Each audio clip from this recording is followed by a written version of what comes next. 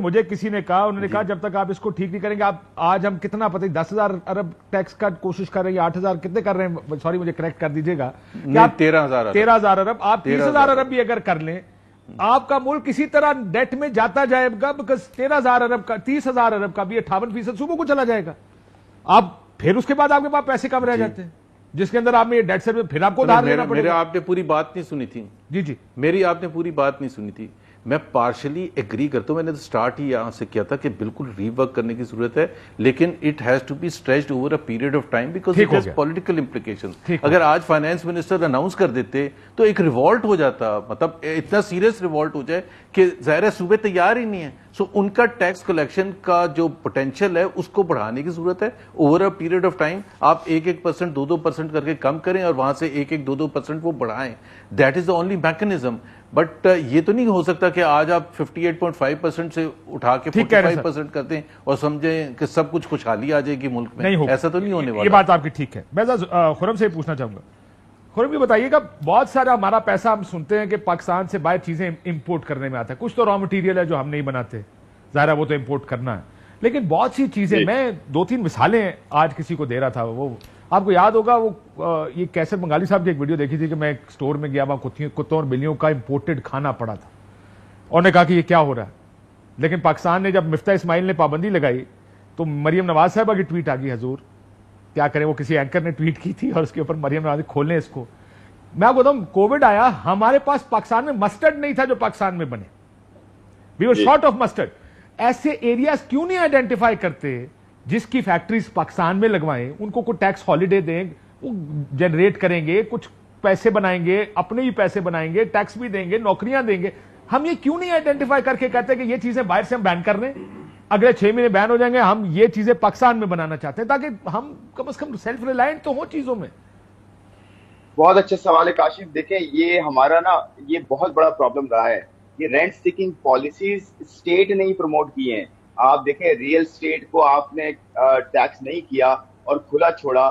آپ نے جو ہے آئی پی پیز کے جو فارمولاز دیے، ان کو جو ریٹرنز دیے، وہ اتنے اسٹریٹ فارورڈ تھے، اتنے زیادہ جو ہے وہ اٹریکٹیو تھے کہ لوگوں نے کہا کہ جی آپ ویلیو ایڈیشن کیوں کریں گے، آپ سمپل پاور پلانٹ لگائیں، 27-28% آپ کو ڈالر میں ریٹرن ملے گا and you are good to go. اسی طرح سے آپ بینکنگ انڈسٹری دیکھ لیں، اسی طرح سے آپ ڈپازٹس میں دیکھ لیں. آج اگر میں 20% پہ اپنا جو ہے پیسہ رکھتا ہوں تو مجھے بیٹھے بیٹھے جو ہے اچھا خاصا ریٹرن ملتا ہے. تو میں کیوں ویلیڈیشن میں جاؤں؟ مجھے ایک پلاٹ جو ہے میں آج 1 کروڑ روپے کا لیتا ہوں، 2 سال میں میرا وہ 5-8 کروڑ روپے کا بک جاتا ہے، میں وہ لے کے چینلائز نہیں کرتا، باہر حوالہ منڈی کے تھرو بھجوا دیتا ہوں.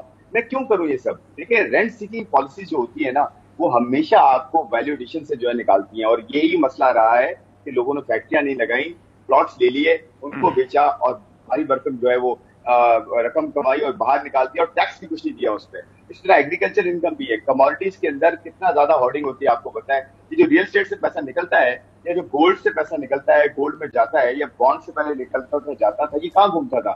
کموڈیٹی کی جو ہے ہارڈنگ میں لگتا ہے. کموڈیٹی کی ہارڈنگ ہوتی ہے، آپ پرائز کو جیک اپ کرتے ہیں، آپ کو میسو بلینز کا فائدہ ہوتا ہے، آپ اس کو ہالینڈی میں یوز کرتے ہیں، پھر امپورٹس کی اسمگلنگ میں یوز کرتے ہیں. تو یہ پوری پیرلل اکانومی تو ہے آپ کی جو کہ رینٹ سیکنگ سے جنریٹ ہوئی ہے. تو کوئی کیوں جو ہے ویلیڈیشن میں جائے گا؟ لیکن سر یہ تو سرکار کا کام ہے نا، یہ تو سرکار کا کام ہے. When you make holistic policies, آپ پالیسی بناتے ہیں کہ ہمارا فار ایگزامپل اتنے $بلین کی ہماری امپورٹس ہیں، ہم کیا ایسا امپورٹ کریں جب نہیں. میں نے سنا کوئی تیل تھا کھانے کا، وہ جو بیچز کے اوپر وہ کیا کہتے ہیں، پام آئل. آئی تھنک یہ سیکنڈ لارجسٹ ہماری امپورٹ ہے یہ پاکستان کی. لارجسٹ ہے نہیں مطلب یہ کھانے پینے میں پیٹرول کے بعد یہ سب سے بڑی امپورٹ ہے نا. ایڈیبل آئل لارجسٹ ہے کھانے پینے میں. یہ پیٹرول ڈیزل کے بعد سب سے بڑی ہماری امپورٹ ہے. ایک پوری بیلٹ ہے جہاں پہ یہ اگایا جا سکتا ہے. کچھ میں نے سنا تھا تحریک انصاف کے دور میں اس کے اوپر کو پیپرز بھی لکھے گئے تھے کہ سر یہ کیا جائے تو حکومت اتنے پیسے بنا سکتی ہے اور اتنا ریونیو بچے گا. وہ بلینز میں کیوں نہیں کر سکتے ہم یہ سمپل کام؟ وہ تحریک انصاف کی حکومت 4 سال سے یہ اسی طرح پڑا ہوا معاملہ. اگر پالیسی کی دیری کی ضرورت ہے. اجازت تو میں اس پر بات کر لوں. زبیر صاحب بھی کچھ کہنا چاہتے ہیں. زبیر صاحب جی سر بریفلی کیجئے گا، میں نے بریک بھی لینی. کاشف دیکھیں میں یہ کہہ رہا تھا کہ دیکھیں پاکستان نے جس طرح سی پیک چائنیز کے تھرو آئے تھے، پاکستانیز کو وہ کرنا چاہیے تھا جو ویتنام نے کیا تھا. ویتنام میں کاسٹ آف پروڈکشن کم تھا، چائنا میں زیادہ تھا. چائنا کو انہوں نے کہا آپ ریلوکیٹ کریں اپنی انڈسٹریز کو یہاں، اور یہاں سے ہم ایکسپورٹ کریں گے. آج ویتنام کی جو ایکسپورٹس ہے وہ تقریباً $400 بلین ہے، ہماری تقریباً $30 بلین ہے. آج سے 20-22 سال پہلے ان کی ہمارے سے آدھی تھی. اب اس کا فائدہ کیا ہوتا ہے کہ چائنا کے پاس، آپ کے پاس، پاکستان کو جو سب سے بڑا پرابلم ہے نا، میرا خیال ہے خرم بھی ایگری کر، سب سے بڑا ایک اکنامک پرابلم جو ہے not having enough foreign exchange reserves, کیونکہ اس کی وجہ سے آپ کا ڈیفالٹ کے قریب جاتے ہیں. آپ گروتھ کو جان بوجھ کے، ابھی جو آپ امپورٹس کی بات کرتے ہیں، ہم جان بوجھ کے روکنا پڑتا ہے، اکنامک ایکٹیویٹی کو روکنا پڑتا ہے. لیکن زبیر صاحب مسئلہ یہ، میں تو یہ پوچھ رہا ہوں کہ آپ کیا یہ آپ کی حکومت کوئی بھی حکومت آئیڈینٹیفائی نہیں کر سکتی کہ یہ 15 سے 20 ارب ڈالر کی جو امپورٹس ہے، جیسے میں نے پام آئل کا، دوسرے تیل ہے، یعنی یہ کتے اور بلیوں کے کھانے وغیرہ وغیرہ، یہ تو آپ پاکستان میں بنانے کو گیو دم سم انسینٹو کے پاکستان میں بنائے نا چیزیں. آپ 15-20 بلین ڈالر کی امپورٹ تو اس طرح تقریباً نیچے لے جائیں گے جو which will help the economy. کر لوں جی تھوڑی سی پالیٹکس کر لوں سر. اب آپ نے کیا کرنا، ابھی تو آپ کوئی سیاسی جماعت تو جوائن کریں پہلے اگر پالیٹکس کرتے ہیں. جب تک کہ 60 ڈار ہوگا، جب تک کہ 60 ڈار ہوں گے جو ٹوٹل آپ کے جو وہ ہیں کرتے دھرتے فائنینس کے اور اکنامک ویژن جن کے پاس ہے، تو ایسی کوئی چیز نہیں ہونی والی. لیکن یہ ہونی چاہیے آپ کے خیال میں؟ وہی ٹریڈیشنل طریقے سے ہم کرتے جائیں. زبیر صاحب یہ ہونا چاہیے، 100% ہونا چاہیے. مطلب ہم ایک طرف سے ہم نے ایکسیپٹ کر لیا کہ ہمارے میں اہلیت ہے ہی نہیں، ہم انکمپیٹنٹ لوگ ہیں، ہم کچھ کر ہی نہیں سکتے، ہم کوئی اور چیز، ایک ایسی چیز کر ہی نہیں سکتے. اور تب اس وجہ سے ہم اکنامک فرنٹ پر اگر دیکھا جائے، اور سب ایگری کریں گے، جتنی مشکل میں آج ہم کبھی بھی نہیں تھے. 2 سال پہلے بھی یہ سچویشن تھی، 5 سال پہلے بھی یہ سچویشن تھی، 10 سال پہلے بھی یہ سچویشن تھی.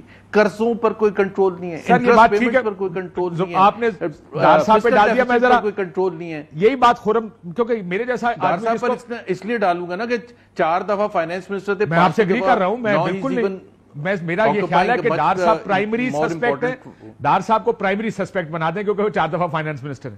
لیکن جو ایک دفعہ بھی فائنانس منسٹر ہیں، somebody had to think like this. آپ بتا دیں خرم، مجھے میرے ایسا بتائیے جو تھاٹ پروسیس جو آپ پوائنٹس ریز کر رہے ہیں کاشف بائی دا وے، جو آپ پوائنٹس ریز کر رہے ہیں، absolutely you are spot on, you are spot on کہ ہمیں یہ کیوں امپورٹ کرنی پڑتی ہے، ہم لانگ ٹرم کیوں نہیں ایک ایسی چیز کرتے. لیکن جو میں ڈار صاحب کی اکنامک فلسفی کی بات کر رہا تھا نا، وہ بالکل 3 مہینے کا سوچتے ہیں، وہ 1 سال کا میکسیمم سوچتے ہیں. یہ میں آپ کو بالکل فیکٹ بتا رہا ہوں. شکر کریں سال دا سوچ لیں. ریفارمز ہوتے کیا ہیں؟ ریفارمز ہوتے ہیں جو لانگ ٹرم ہوتے ہیں، جو بڑے پیشنس چاہیے ہوتا ہے، جس میں آپ کو مشکل فیصلے کرنے پڑتے ہیں. ابھی آپ ٹیکس کی بات کر رہے تھے نا کہ نان فائلر کو فائلر کیوں نہیں بنا، that comes through tax reforms, that does not happen overnight. تو اس کے لیے بڑی آپ کو پیشنس چاہیے ہوتی ہے. آپ کو آج فیصلے کریں گے، وہ 2 سال 3 سال میں آپ کو ریزلٹ دینے شروع کریں گے. 5 سال بھی لگ سکتے ہیں، 6 سال بھی لگ سکتے ہیں. ڈار صاحب کی جو اکنامک فلسفی ہے بالکل مختلف ہے. وہ اگلے کوارٹر کا سوچ رہے ہوتے ہیں، وہ زیادہ 6 مہینے کا سوچ رہے ہوتے ہیں، اگلے الیکشن کا سوچ رہے ہوتے ہیں، 1 سال کا سوچ رہے ہیں، اگلے الیکشن کا بھی سوچ رہے ہوتے ہیں. ایک بریک لے لوں.